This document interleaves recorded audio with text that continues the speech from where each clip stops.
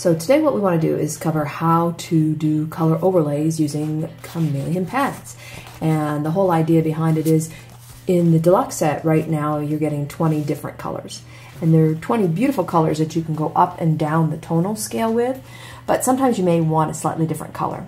You may find that maybe the pink might be a little bit bright and you want to tone it down, or you want to add a little bit of red to more of the violet. So there's some really cool ways that we're going to show you how you can create your own colors just by doing color overlays. But the neat part about the way the Chameleon pen system works is you can actually use the whole working from absence of color to color, working from that light mid-tone to dark tone to your advantage to get some really neat effects with color overlays. So what I'm going to start, I'm just going to use a really simple image, my favorite little leaf, because it gives some good idea of depth and dimension at the same time as really be able to see the colors come through. Alright, so I'm going to start with the YG3, this Spring Meadow Green, and I'm going to fuse this for about 10 seconds. So I just want to be able to get that color a little bit lighter. So the whole concept here is I'm actually going to work on a color blend. I'm going to work from a light absence of color, and I'm going to take that into a mid-tone, and then into a bit darker tone, and as I start to color, that's going to start going back to that base color of that nice YG3, that yellow-green.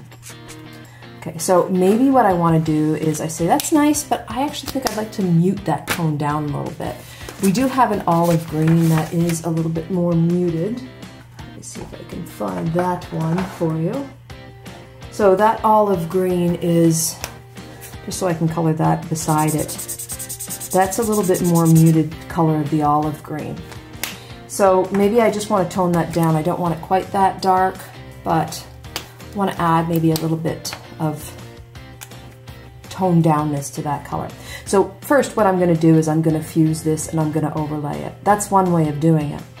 So we're going to go from absence of color to color, and then we're going to do the same thing with that color overlay.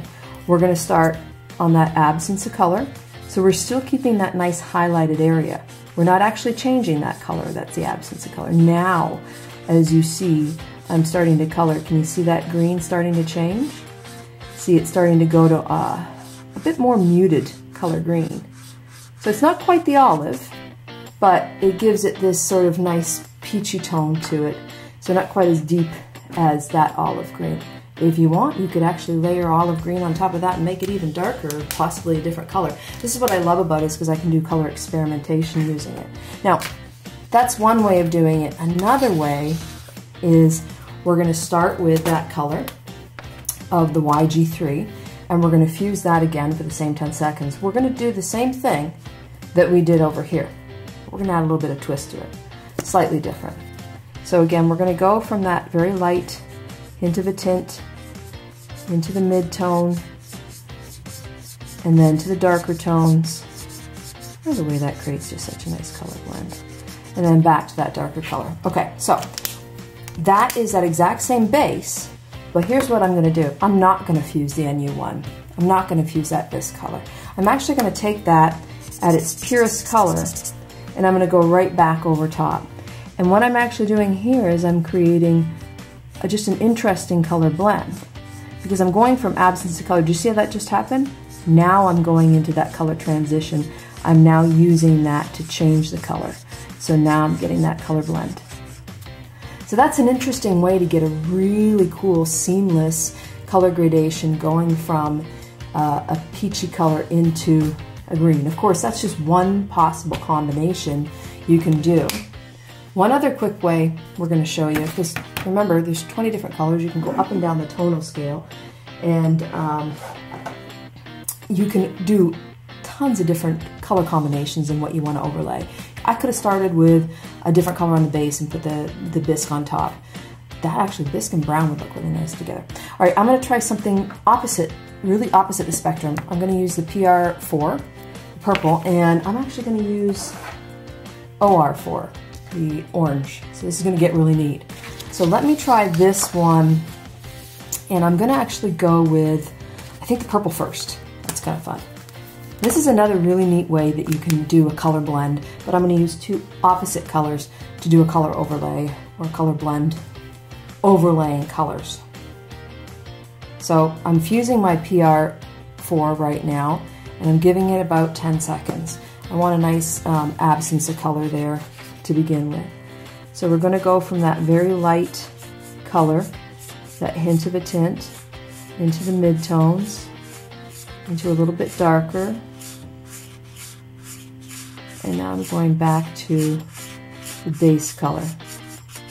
Okay, so now I've got that sort of color gradation happening there, and I'm going to go with the orange. Now here's where it gets kind of neat.